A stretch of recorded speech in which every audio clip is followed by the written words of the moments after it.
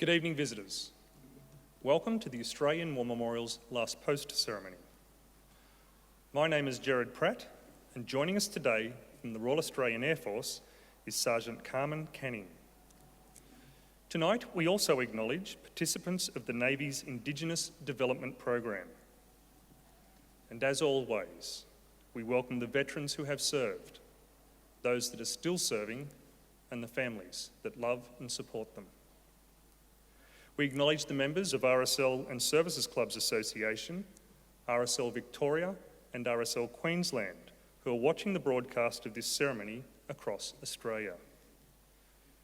During this evening's ceremony, wreaths will be laid at the base of the Pool of Reflection by visitors and students on behalf of the following schools. From Victoria, Wembley Primary School, Calcott Lodge Primary School, and St Monica's Primary School. I invite you now to all please stand and join in singing the National Anthem.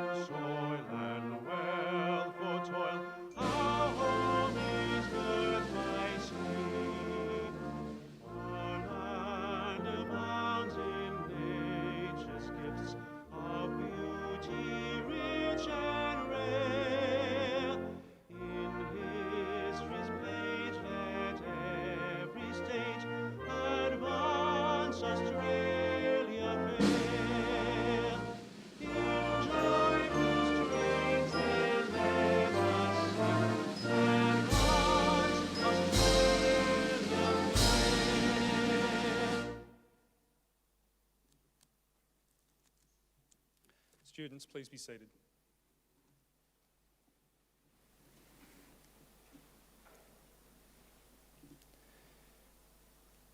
The Australian War Memorial was the vision of Charles Bean, Australia's First World War official historian. Bean landed with the Australian troops on Gallipoli and stayed with them at the front through until the end of the war.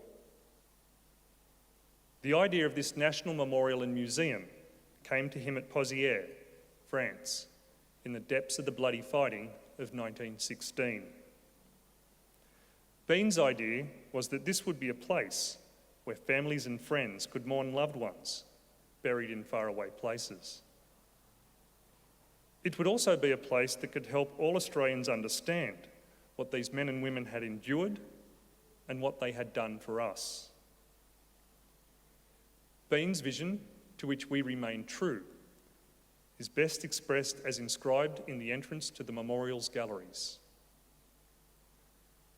Here is their spirit, in the heart of the land they loved, and here we guard the record which they themselves made.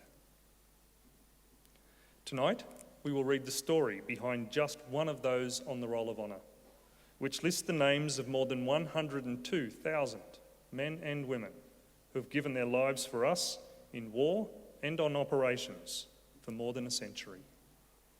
But first, we present a lament, Flowers of the Forest.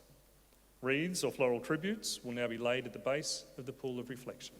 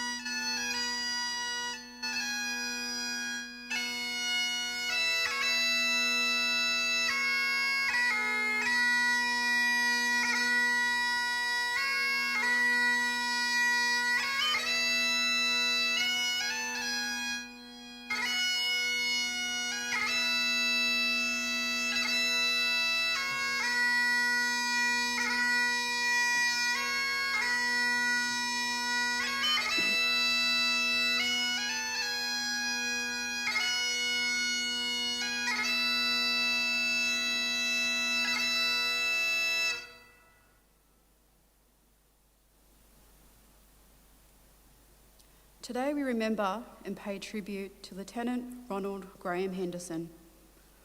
Ronald Grahame Henderson was born in North Sydney on the 5th of July 1892 to Stephen and Helen Henderson.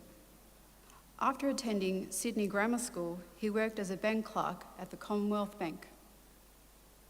In April 1915, Henderson enlisted in the Australian Imperial Force. He joined at the large army camp in Liverpool outside Sydney, where he trained for 6 months. In October, he sailed to Egypt on the transport ship, the Themistocles. At the Australian Army camp in Tel el-Kebir, Henderson completed further training and joined the 18th Australian Infantry Battalion. Showing leadership potential, he was promoted to the rank of corporal. In March 1916, the Australians sailed for France to join the fighting on the Western Front. The 18th Battalion moved into the frontline trenches in May and began digging and reinforcing trenches and fortifications. In early June, the Germans shelled the unit's position in order to divert attention from a raid they were carrying out to the north. During this barrage, Henderson was struck by a shell fragment in his leg. He was evacuated to England to recover. His parents were informed the wound was mild, and Henderson returned to France in September. On his return, he was promoted to sergeant. With clerical skills from his days as a bank clerk, Henderson showed a great ability to communicate intelligence about enemy positions. In November 1916, he was selected for officer training, which he undertook in England at Balliol College, Oxford. In March 1917, he was appointed second lieutenant and returned to the 18th Battalion in France. The battalion was involved in the Battle of Bullecourt in May, after which Henderson was promoted to the rank of lieutenant. He was now an intelligence officer in the headquarters of the Australian 5th Brigade. In his role, Henderson collected intelligence about troop movements, trench maps, and artillery positions. The 18th Battalion was involved in the fighting at Menin Road in September, then at the Battle of Polkapelle in early October 1917. During the battle, Henderson was badly wounded by shell fragments in both arms. He had refused to leave his post at brigade headquarters, despite a heavy German artillery barrage. By staying in his post, he was able to relay valuable information about the enemy's position to his superior officers. For his actions, Henderson was awarded the Military Cross. He was again evacuated to England and spent 4 months at Cobham Convalescent Home in Kent, recovering from his injuries. Because his hand had not fully healed, he was sent to work as an instructor in intelligence gathering at the Australian Corps School in France during the month of March. By the end of his time there, he had recovered sufficiently to return to his unit. In March 1918, the German army launched what would be its final major assault of the war, which became known as the German Spring Offensive. Key objective for the German forces in this attack was to capture the rail hub city of Amiens and split the British forces in the north from their French allies in the south. British and Australian forces managed to halt the offensive in April at the town of Villers-Bretonneux, less than 30 kilometres from Amiens. Henderson and the 18th Battalion were stationed at the town to help stop the German advance. In the first week of April, the 18th Battalion was in the front line at Villers-Bretonneux, during which time the men were targeted by German artillery and machine gun fire.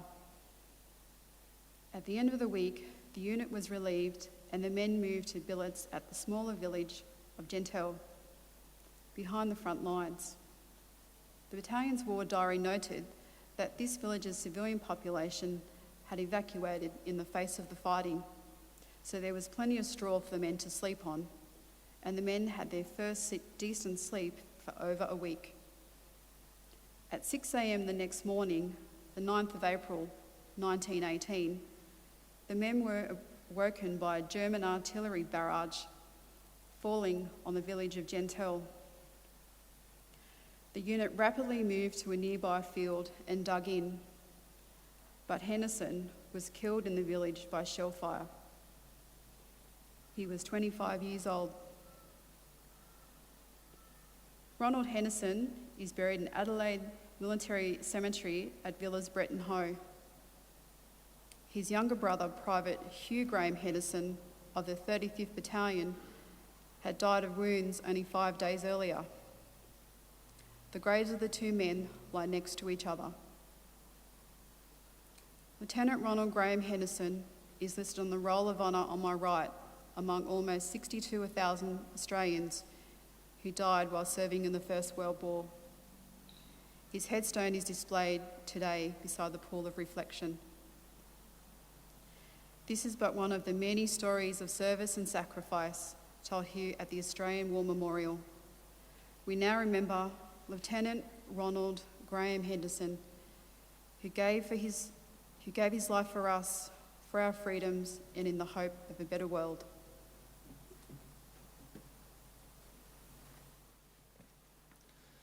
Please stand for the reading of the Ode and the sounding of the last post.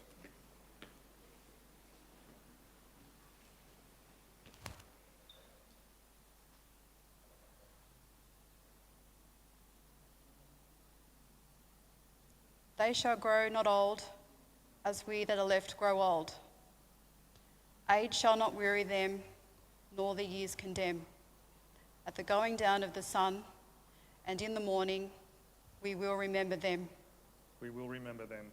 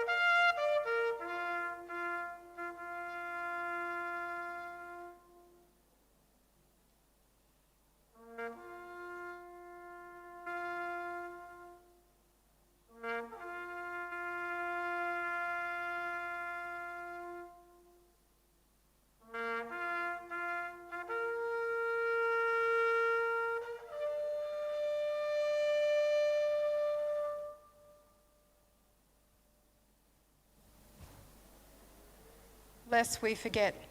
Lest we forget.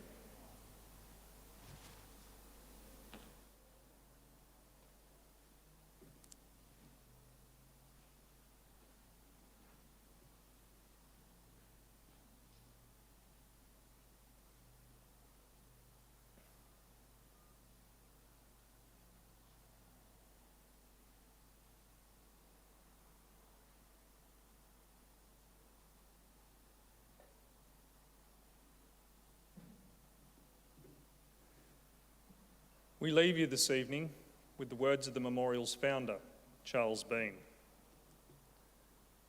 Many a man lying out there at Pozières or in the low scrub at Gallipoli with his poor tired senses barely working through the fever of his brain has thought in his last moments, well, it's over.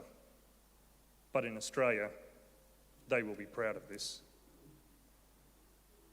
Ladies and gentlemen, girls and boys, that concludes the last post ceremony. We thank you all for visiting the Australian War Memorial and wish you all a very good evening. Thank you.